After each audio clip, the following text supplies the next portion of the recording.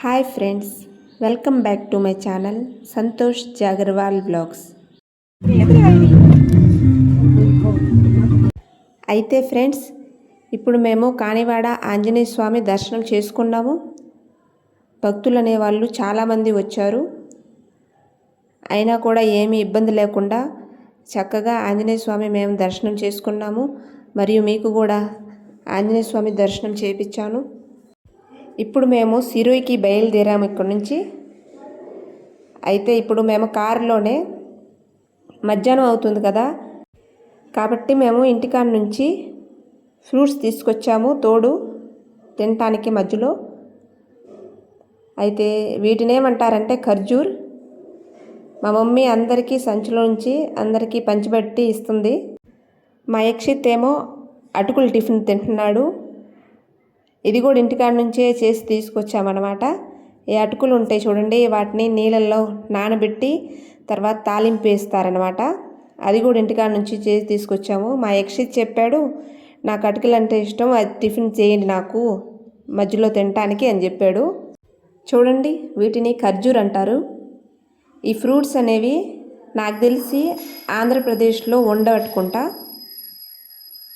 ఆంధ్రప్రదేశ్లో దొరకవేమో అనుకుంటున్నాను నేను మాత్రం. ఎందుకంటే మేము ఆంధ్రప్రదేశ్లో ఉన్నప్పుడు ఎప్పుడు ఈ ఫ్రూట్స్ని మేము చూడలేదు.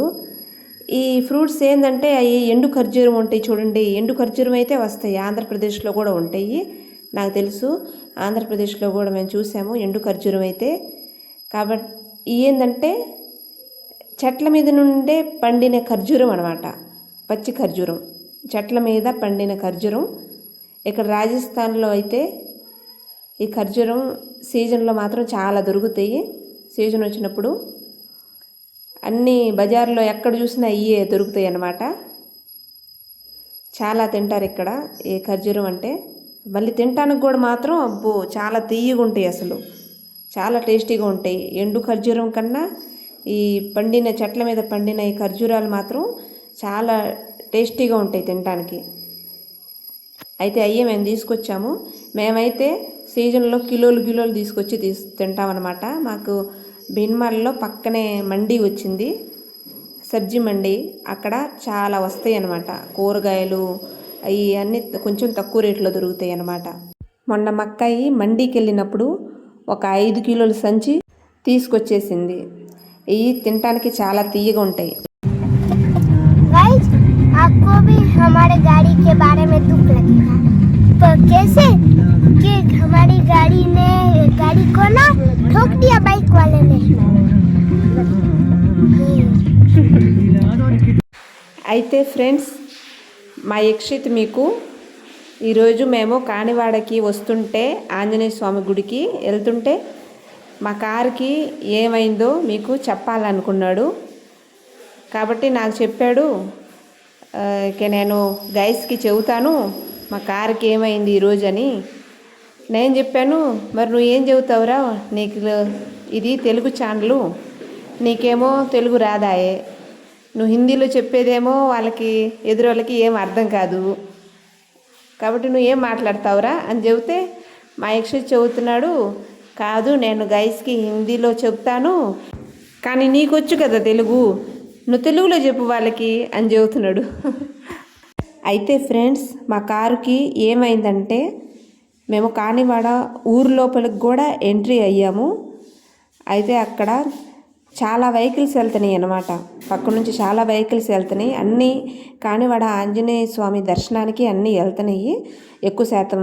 అయితే వెనుక నుంచి ఎవరో ఒక బైక్ ఆయన అన్నమాట, భలే జోర్స్ స్పీడ్స్ వచ్చాడండి. స్పీడ్ని వచ్చి అసలు స్పీడ్ని వచ్చి మా వెనక బండికి అయితే ఢీ కొట్టాడనమాట.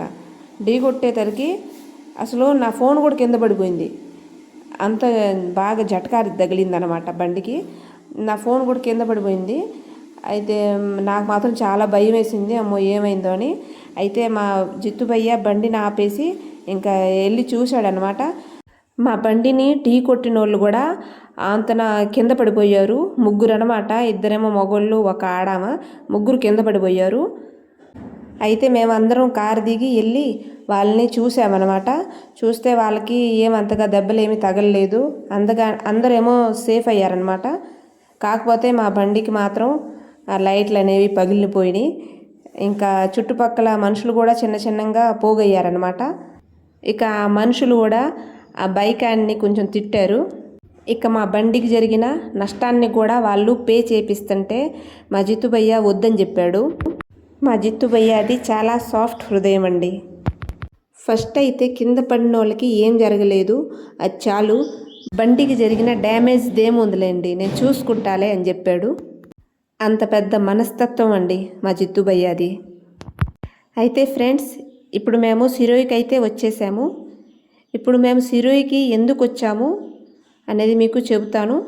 మేము ఇంటికాడ నుంచి బయలుదేరినప్పుడు ప్లానింగ్ ఏం చేసుకోలేదు సిరోయి రావాలని. మధ్యలో సడన్లీ ఈ ప్లాన్ చేసుకున్నామన్నమాట. ఇక్కడ సిరోయిలోనే మా మమ్మీ పేరు మీద ఒక ల్యాండ్ తీసుకుంది. మొన్న ఇంకోసారి ఇక్కడ వచ్చినప్పుడు ఎంత ఒక 20 రోజులు అయ్యి ఉండిద్ది. వచ్చినప్పుడు ఇక్కడ మా మమ్మీ రిజిస్టర్ చేయించింది మా మమ్మీ పేరు మీద. అయితే దాని మీద మా మమ్మీ సైన్లు అవి చేసింది.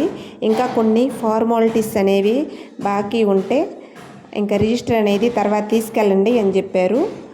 అయితే అది సడన్లీగా ఇప్పుడు మేము వస్తుంటే కానివాడ ఆంజనేయ స్వామికి గుడికి దర్శనానికి వస్తుంటే ఇప్పుడు మధ్యలో సడన్లీగా ఫోన్ వచ్చింది మా జిత్తు భయ్యాకి, మీకు రిజిస్టర్ అనేది రెడీ చేసి పెట్టేశాము, ఎప్పుడైనా ఇచ్చి తీసుకెళ్ళొచ్చు అని. కాకపోతే మా జిత్తు భయ్యాకేమో లీవ్ అనేది తొందరగా దొరకదనమాట. పోస్ట్ ఆఫీస్లో లీవ్ పెట్టేది ఎక్కువగా ఉండదు. ఇప్పుడైతే లీవ్ పెట్టేసి వచ్చేసామన్నమాట. మళ్ళీ లీవ్ అంటే దొరకడం కష్టము. అందుకని మా జిత్తు భయ్య చెప్పాడు, ఎంతో మనం ఇంత దూరంకి వచ్చేసాం కదా, ఇక్కడ నుంచి కానివాడ నుంచి ఇంకా ఒక 50 కిలోమీటర్స్ దూరంలో మాత్రం ఈ సిరోయి ఉందన్నమాట. మళ్ళీ ఇంటికాడ నుంచి మళ్ళీ రావాలంటే ఇబ్బంది అవుతుంది, కాబట్టి ఇక్కడ నుంచే సిరోయికి వెళ్ళిపోదామని చెప్పాడు. అందువల్ల మేము ఇక్కడ సిరోయికి వచ్చామన్నమాట. రిజిస్టర్ చేసిన ఫైల్ తీసుకోవడానికి వచ్చాము ఇక్కడికి. అయితే మాకు ల్యాండ్ అమ్మిన ఆయన ఆఫీస్ అనేది ఇక్కడ వచ్చింది. అయితే ఇక్కడ మేము కూర్చొని వెయిట్ చేస్తున్నాము అతని కోసము. ఆ ఫైల్ అనేది ఇంటికాడ ఉందంట, అది తీసుకోవడానికి వెళ్ళాడు. అయితే మేము ఇక్కడ కూర్చొని వెయిట్ చేస్తున్నాము. ఆఫీస్ లోపల కూర్చోమని చెప్పారు, కానీ ఇక్కడ బయట చల్లటి గాలి వస్తుంటే ఇక్కడే కూర్చున్నాం మేము.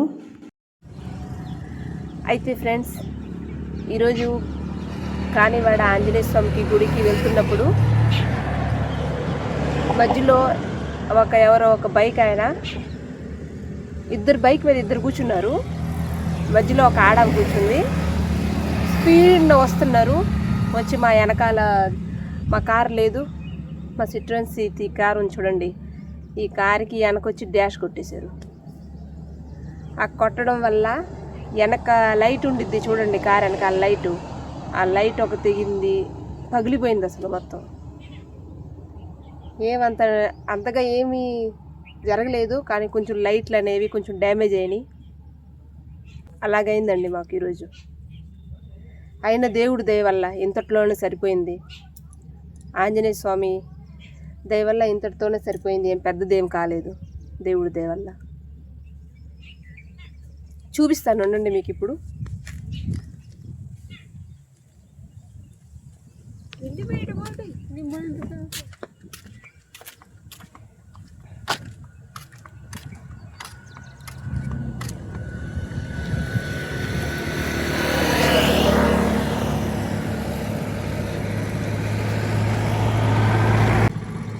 ఇది చూడండి ఫ్రెండ్స్, ఇది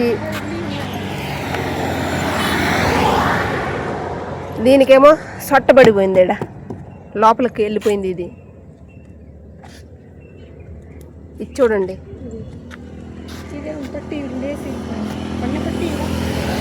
ఆ పట్టి ఉంది చూడండి, అలా పట్టి దీనికి చూడండి పట్టి ఉంది, ఈ పట్టి ఉంది చూడండి, ఇది అనేది తెగిపోయింది. ఆ టైర్ మీద ఉంది, ఆ టైర్ మీద ఉంది చూడండి. ఇక్కడ కూడా చూడండి ఒక బ్లాక్ పట్టి ఉండాలి.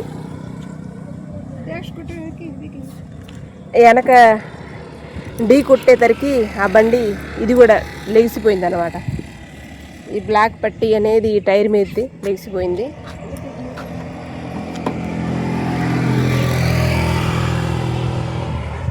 ఈ లైట్ అనేది చూడండి, మా కొత్త బండి అండి, ఇంకా ఇప్పుడే తీసుకొచ్చాము. ఇంకా ఒక 6 నెలలు కూడా కాల.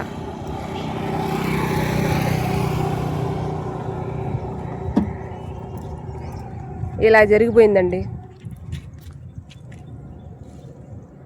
చూడండి. అని ఆంజనేయ స్వామి దయ వల్ల ఇంతటితోనే సరిపోయిందిలే, లేకపోతే అది చిన్న బైక్ కాబట్టి పర్వాలేదు.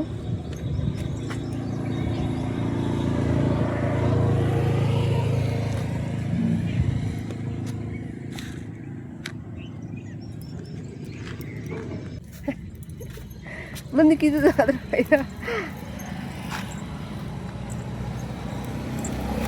ఇప్పుడు ఆ రిజిస్టర్ ఫైలు వచ్చేంత వరకు మేము ఇక్కడే తిరుగుతున్నాము చుట్టుపక్కల.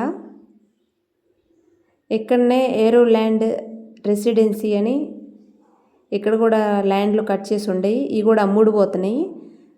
ఫస్ట్ అయితే మా మమ్మీ ఇక్కడే వచ్చింది చూడటానికి. మేము ఆ ల్యాండ్ తీసుకోక ముందల ఇక్కడే వచ్చింది.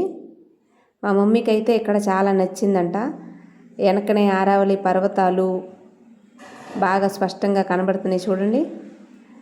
మళ్ళీ దీని వెనకాలే ఎమర్జెన్సీ విమానాలు ఉంటాయి, అవి కూడా ఇక్కడ దీని వెనకాలనే ఆగుతాయి. ఈ ఏరో ల్యాండ్ రెసిడెన్సీ మెయిన్ హైవే మీద వచ్చిందండి. సిరుయిలో మెయిన్ హైవే మీద ఈ ఏరో ల్యాండ్ రెసిడెన్సీ ఉందన్నమాట. ఇక్కడ ఇల్లులు అనేవి ఇంకా ఏం ఎక్కువగా కట్టలేదు. ఏవో కొన్ని ఇల్లులు మాత్రం ఇంకా కడుతున్నారు ఇప్పుడే. అంత ఖాళీ ప్లేస్ అన్నమాట. కాబట్టి మమ్మీ ఇక్కడ వచ్చి చూపిస్తుంది మాకు. నాకైతే ఈ ప్లాట్ బాగా నచ్చింది, ఇది తీసుకోవాలనుకున్నాను, కానీ ఏం చేద్దాం, బడ్జెట్ అనేది కొంచెం ఎక్కువగా ఉంది కాబట్టి తీసుకోలేకపోయాను అని మా మమ్మీ చూపిస్తుంది ఇక్కడ మాకు. అయితే ఫ్రెండ్స్, మేము రిజిస్టర్ ఫైల్ తీసుకున్నాక మేము ఇక్కడ నుంచి ఎక్కడికి వెళ్ళామనేది నెక్స్ట్ వీడియోలో మీకు నేను చూపిస్తాను. ఫ్రెండ్స్, నేను తీసిన వీడియో కనుక మీకు నచ్చినట్లయితే లైక్, షేర్, సబ్స్క్రైబ్ చేసుకోండి. కలుద్దాం నెక్స్ట్ వీడియోలో. అంతవరకు టేక్ కేర్, బాయ్.